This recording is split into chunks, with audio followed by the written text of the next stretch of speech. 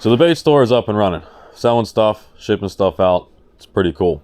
But I realized I completely forgot to make videos on any of my baits. So that's what we're going to do today. You might want to get comfortable because this is probably going to take a while. What I'll do is I'll add in the chapters down below so you can scroll to a certain bait to find it if you want. I may also chop this longer video up into shorts just to easier to find and break down instead of having to consume a giant video on all of my baits. Alright, so the first thing I'd like to talk about is probably the cheapest way to catch fish. And that's why I'm starting there. And honestly, this is a type of bait that I've used for almost an entire year exclusively and have caught every fish imaginable out of this river. This river being the Youghiogheny. That's my main fishery. And that would be a regular old, unpainted, ball head jig head. There's really nothing special about this besides the fact that they're cheap. Except for what I have done with mine is I am using the Mustad blonde hooks. They are extremely sharp and very durable. I have gotten these snagged and pulled hard enough to open up the hook, which is actually what the fine wire hooks are meant to do. They're an Aberdeen hook, so when you get a snag, they're meant to open up so you can retrieve your bait, close them back down with your thumb, and then keep fishing again. And what's special about these hooks is that hook point stays sharp after having that in a snag, breaking out and bending it back several times.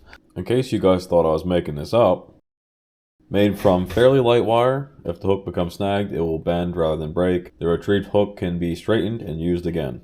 These hooks are still extremely strong and can very easily land any fish you hook.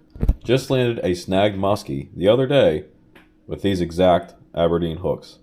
Oh, and all of my jig heads, the hook size is upsized one size from normal, primarily because I'm a bass fisherman and I think a little taller hook and a hook point that's a little farther back just gives you a better hookup ratio, especially on the days where they're not really wanting to eat. What's important about this is that whole year I spent using a swim bait with the jig head, almost the entire year.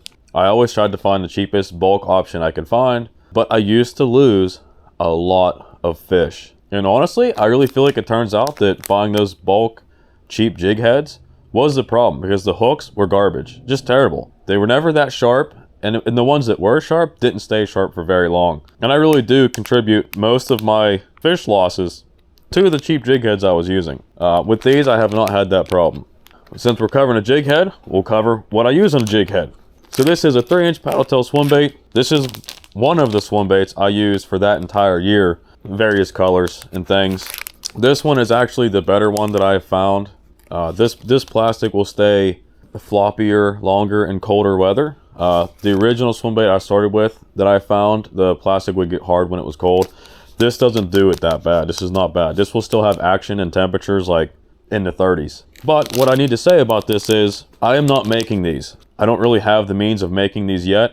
I do have some things I'm going to start creating here when the weather gets nicer, like Hellgrammites, Senkos, bigger paddle tails. And really, I just wanted these in my store so that you guys have the opportunity to fish with the same stuff as me, because I will be using these, absolutely. To me, they're fairly cheap. I package them in a pack of 10 for $5. It's like 50 cents a piece. For example, my jig heads, these 1/8 ounces come in 20 in a pack for $5. So this comes out to 25 cents a piece. These come out to 50 cents a piece. So if you take one jig head and one paddle tail, you have a 75-cent bait that could last you through a dozen fish or more if you're good with it. That's another thing I learned over time using this, is how to not get snagged and how to keep it. Well, that's it. Just how not to get it snagged. That's the main thing right there. I mean, yeah, these will start to fall apart, but these hold together better than a Kitech. The Kitechs will fall apart after 2 or 3 fish. It really comes down to how well you put this on the jig head also. Make sure you get it as center as possible to keep the meat even around the jig head. Now, of course, the heavier the jig head gets, the less you get in a bag for $5 because lead's expensive.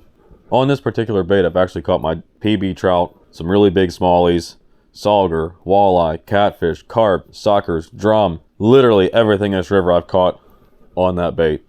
Oh, and by the way, I have an unscented option and a scented option, and I'm trying to get you guys to do the scented option because it's no added cost. It's the scent I've used for 2 years now and has, in my opinion, drastically improved my fishing. I get way more bites on the scented version. Oh, and the scent is a garlic with the UV dye in it. Well, let's head to the next jig head. It's almost the same. I also have football jig heads. Just normal, just like a regular jig head. It's just they have a football shape to the head, and realistically helps you from getting snagged a little bit, because the wider head will keep it from getting wedged in the rocks a little bit. Not a lot, a little bit. Same mustard blonde hook, same cost, same everything. It's just a different head design. Can be used the exact same way.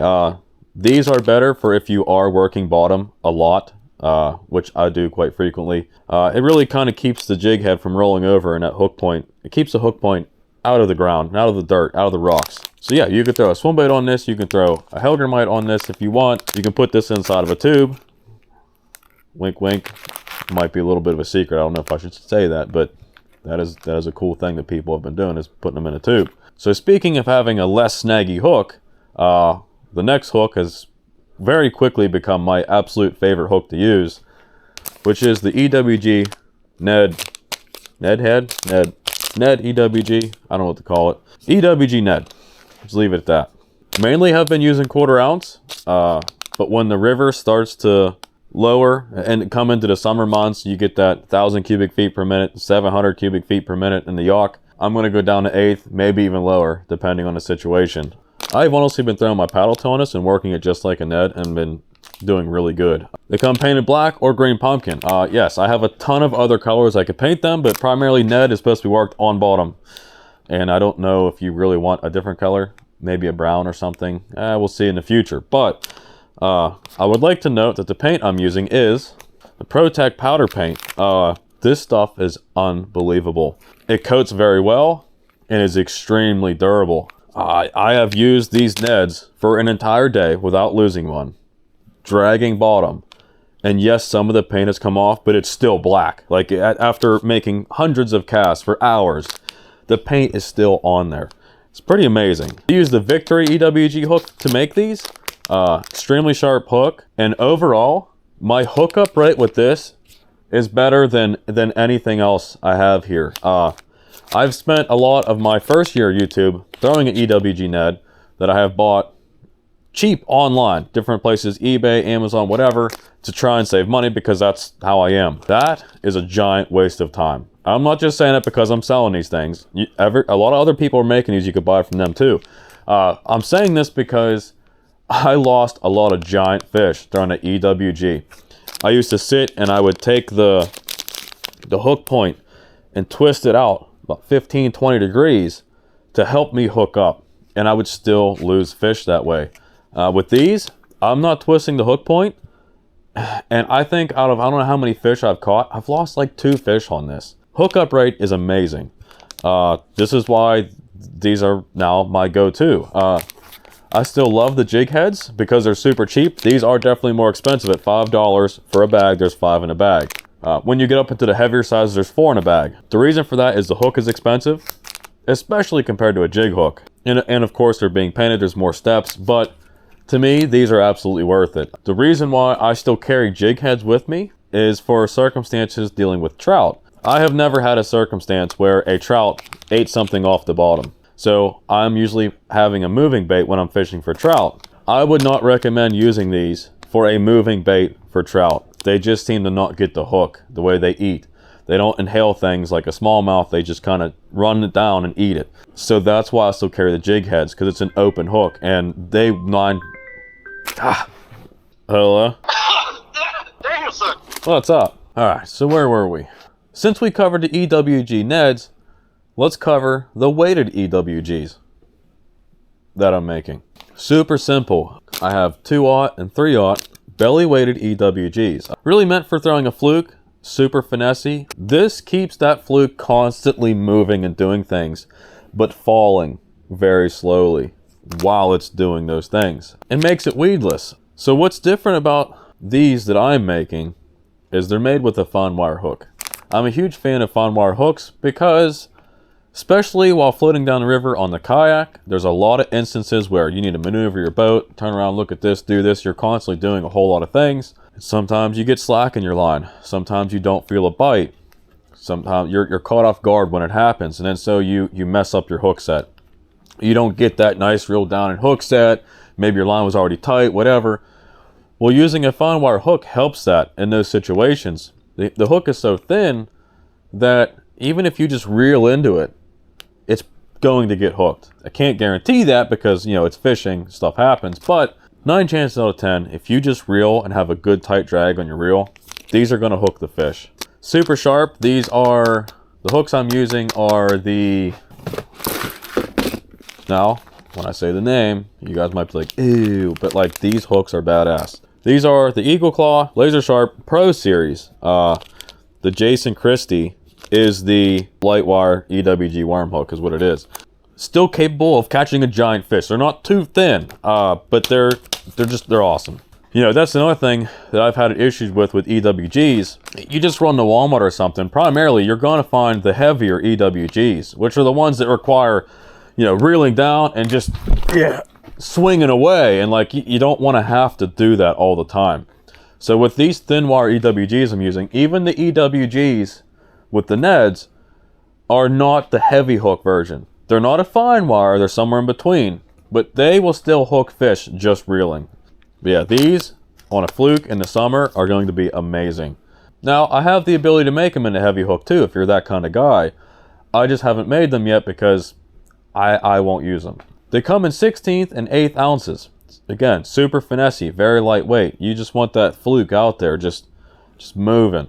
I literally, at one point in time last year, absolutely hated with disgust any EWGs because the cheap ones I was buying were losing me fish over and over and over again. And so I blamed the hook style. With these Victory hooks and these Eagle Claw Pro Series, that is no longer a problem. I vividly remember having the cheap Chinese hooks, even bending the hook out, which helped, and then hook setting like a wild man, and then a second later fish comes off. These guys, whether you slam that hook set or just reel into it, I'm still landing these fish. So I'm very happy with the EWG NEDS. Of all the baits in here, that is my suggestion for you guys to buy.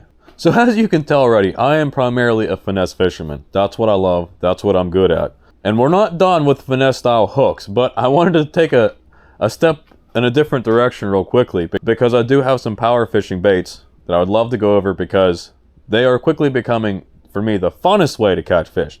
Not necessarily the best way. In some circumstances, they are the best way, but the window to where these baits work perfectly is a very specific time. For me anyways.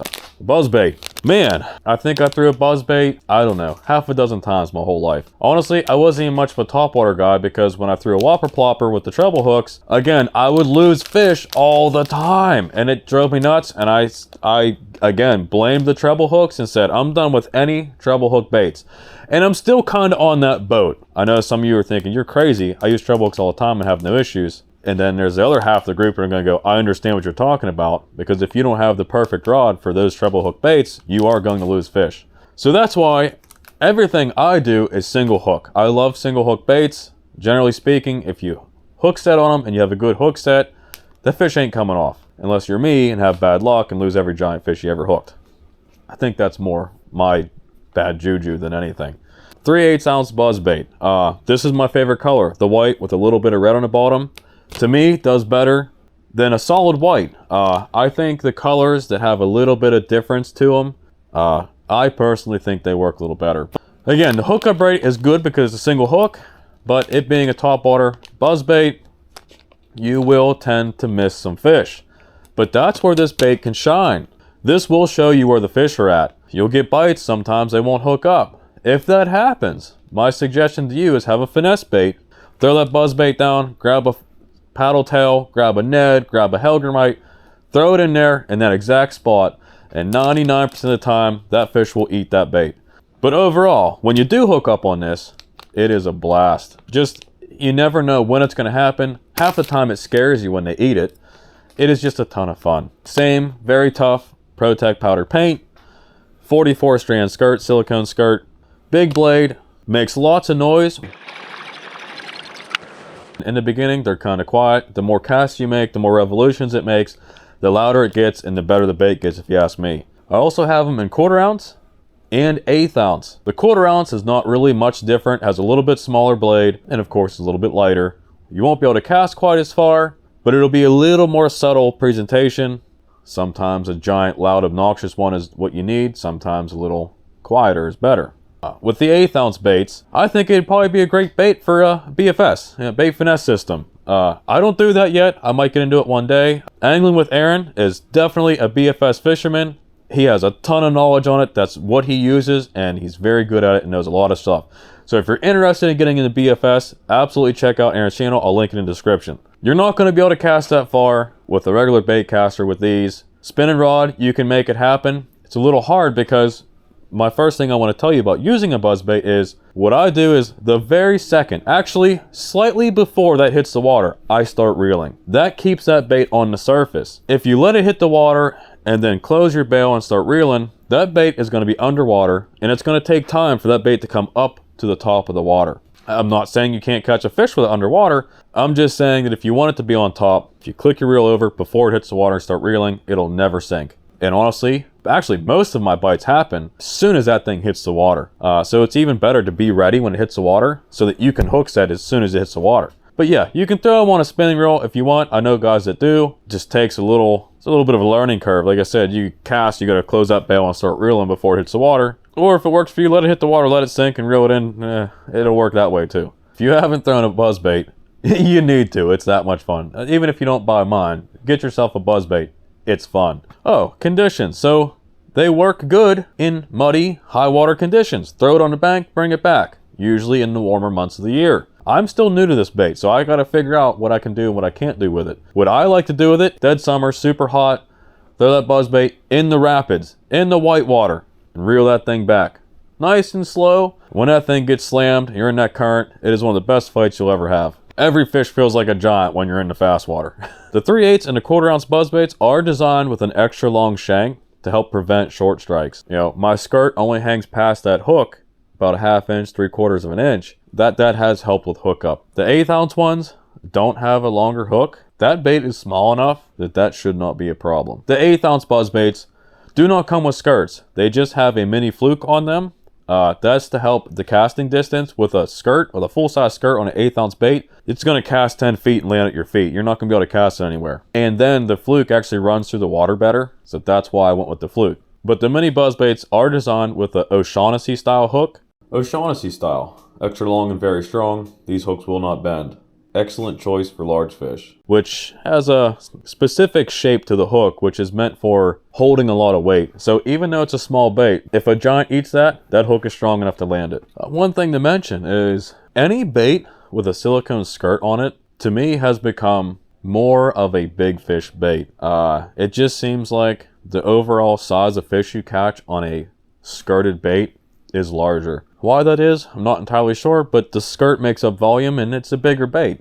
That may be that simple, I'm not sure. Speaking of skirted baits, let's move on to the next power fishing bait that I have, which is bladed jig. I have 1/2 ounce and 3/8 ounce. I would like to do a 1/4, maybe even lighter in the future for the BFS guys. But for now, my go-to is still the 1/2 ounce.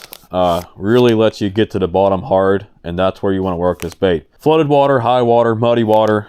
This is what you want to use. The crazy flood we had recently was too much water and there's debris everywhere that the water was. You could catch fish during that. I couldn't. You just couldn't even get to the river to make a cast because all the water was in all of the bamboo and the sticks and the logs that were part of the woods. Yeah, there are times you can catch fish like that, but when it gets that flooded and you don't have a spot you can fish, it becomes extremely hard. Same 44 strand silicone skirt, same Protech powder paint, even powder painted the blade. The paint on these bladed jigs are going to last a very long time.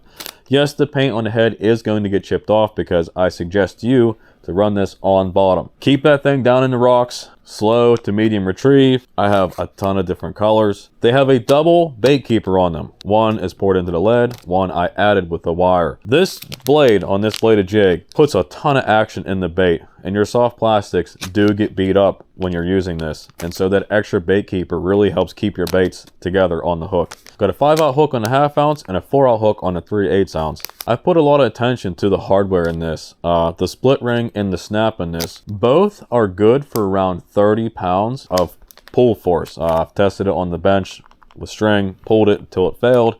is around 30 pounds. I run these on 20-pound fluoro. I don't see a need to go more than that unless you're trying to catch a muskie. Yeah, technically speaking, same conditions as the buzzbait, except for a wider range of time that this is going to work, because this will work in cold weather also. You don't necessarily need to be running this thing full speed. And actually, these bladed jigs I'm making, they have a pretty wild action, but if you are trying to burn this back as fast as you can just to retrieve it, it will start to barrel roll. If you're the kind of guy that wants to run these super extremely fast, my suggestion to you is, let me get a blade. Let's get a big blade so you can really see it. So if you want to run this bladed jig really fast, all you have to do is take this blade, put your thumb in that, and just give it a little bit extra bend where the bend is at, specifically where the bend is at. Just a little bit of tweak. And the more you go, the faster you can run this bladed jig without it barrel rolling. That is my tip to you. This tip will probably work on any bladed jig if you come across that issue. I like to leave my blades the way they are. To me, it gives it a crazier action. If you want to run it faster, just give it a little tweak and that will solve the barrel roll issue. Everything's just different, right? It's not possible to have a bait that is perfect for every scenario. I've made these the way that I like them. And again, that retrieve rate, it's at an extreme pace. That's really only a pace you would keep up to retrieve your bait to make another cast quickly. That's the only time that really happens. No one really should be retrieving this that fast to fish it that way. Fun fact, if you haven't seen the video from last year, my buddy Matt, when I first started making these, bought a dozen of them off me. He took a few with him to the kayak tournament he did on Asaski, and he ended up winning that tournament, and said that bait was the winning bait for him. I rarely run them without a trailer. I like to put a paddle tail on the back of it, which everyone will tell you is wrong. It's working for me. It may tend to kill the action a little bit, maybe. And then the bait does look really cool with a fork tail or thin tail bait, whether that be a fluke or the razor shad is a good option for a trailer on these. That thin little tail just goes nuts with that bladed jig. Yamato Seiko. These don't hold up like the razor shads, but they give a nice action. And it has a vertical tail, so it'll look like a fishtail swimming, which is pretty cool. Don't know if I covered it, but again, high, flooded, muddy water, hit the bank with it. Summertime, hit the rapids, especially when it's a little bit of muddy and murky. We don't often have floods in the summer, but we have rain that will make the river muddy. That is a great time to throw that in the rapids, in the fast stuff, and just pull it back to you. I've caught a lot of fish that way. Sticking with the skirted baits, I'm also making football jigs. The main colors I have for now are PB&J, the color I like to call hybrid, and then a lighter green pumpkin orange. I have them in 1/2 ounce, 3/8, and quarter, all football heads, with the weed guard and without a weed guard. To me, that is very important. 9 chances out of 10, you're fishing the Yacht, you're gonna get snagged and wedged between a rock before you're gonna get hung up in weeds or wood. To me, having a weed guard is actually a negative thing. Having that weed guard means that you are going to have to focus on your hook set, because that weed guard is, technically speaking, holding it away from being hooked. So you got to give it a little extra to make sure you get past that weed guard properly. But the weed guards I do put on mine are a thinner weed guard. I don't like having a super thick weed guard. The 1/2 ounces have a little bit bigger weed guard than the rest. But to me, fishing the Yacht, I generally like to go without a weed guard. That means you can go easier hook sets, especially when, again, like earlier, you're messing around, you're maneuvering a boat, you have slack in your line, you don't feel a bite. Another bait, if you just reel hard with a hard drag, with a tight drag, you're probably going to hook that fish. I still like to do hook sets with jigs for sure, but without a weed guard, the hookup ratio to me is better. But if you're fishing a lake or a pond, you got wood everywhere, definitely grab the weed guard one. I also am making Finesse football jigs. Basically, it's the same thing, except for I have it down to an 1/8 ounce and 1/4 ounce. Half of the skirt is cut at the head, so it sticks past the head a little bit. Just gives it the fish something different to look at, a smaller presentation. I do have them with weed guards and without. I have a really thin weed guard on the 1/8 ounce and still keeps it weedless, but it's very thin. So to me, that is optimal. Again, helping you hook up with the fish. I don't like a super stiff weed guard. The Finesse jigs come 2 in a pack. They're a little bit cheaper to make because technically I'm using half of the skirt material. I can use 2 tabs to do both baits. That's where the savings come in. So I do have a few special hook designs I'm making that I saved, technically speaking, the best for last, if you ask me. I am calling them the belly weighted swim bait hook and the spiral rig. Let's start with the spiral rig.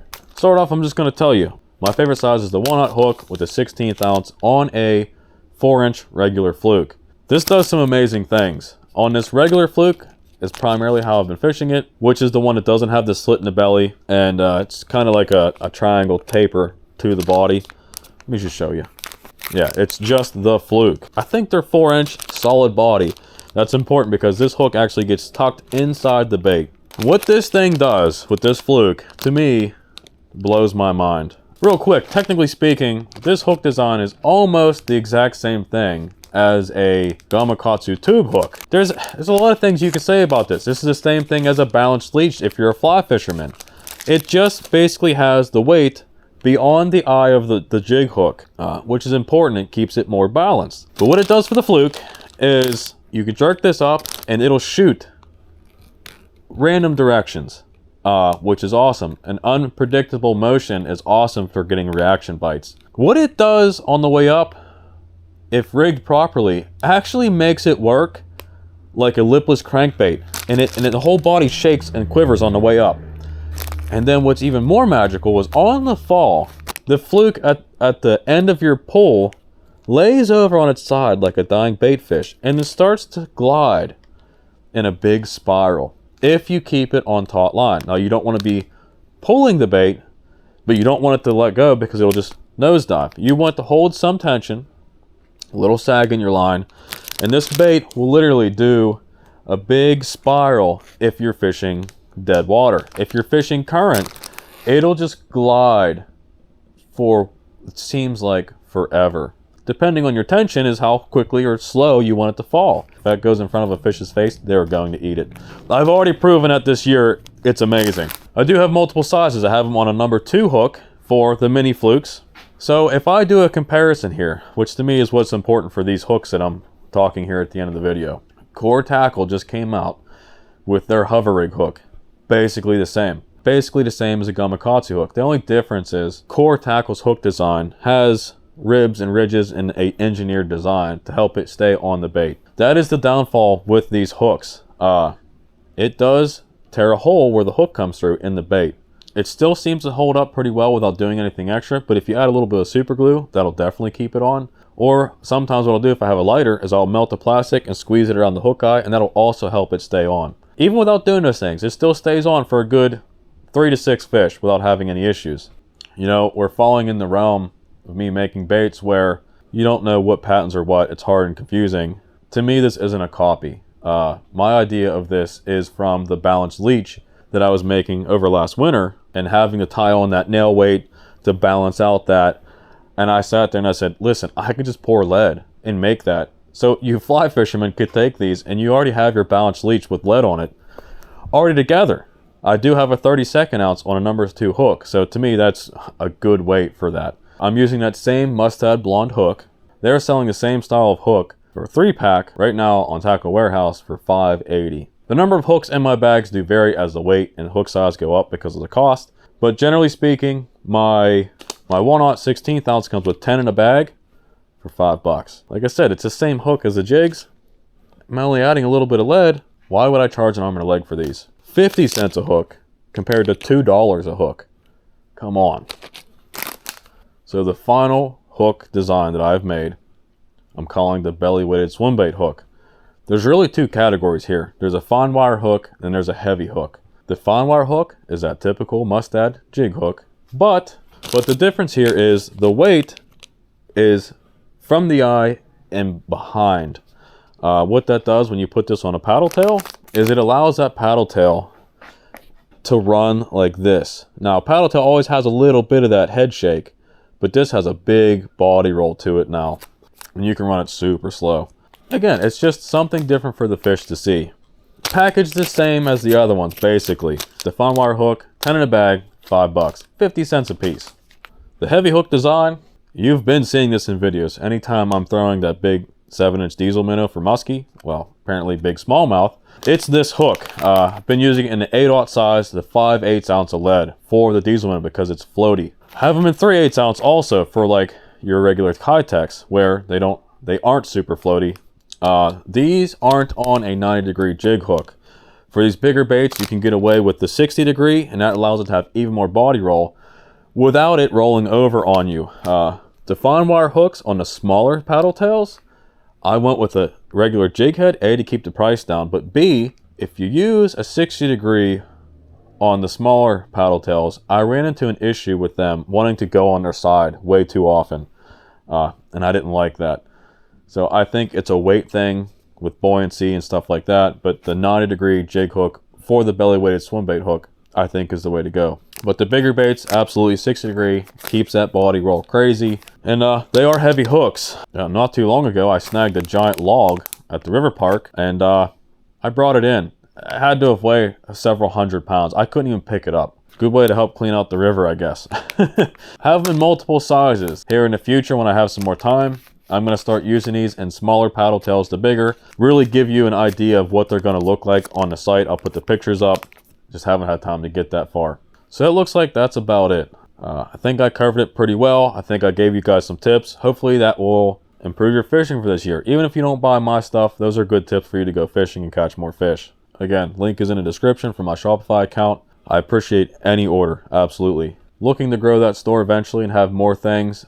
Looking at getting some merch, maybe some hoodies, some t-shirts, some hats, stuff like that. Just hasn't happened yet. I appreciate your time. Hopefully you enjoyed it. Thanks for watching.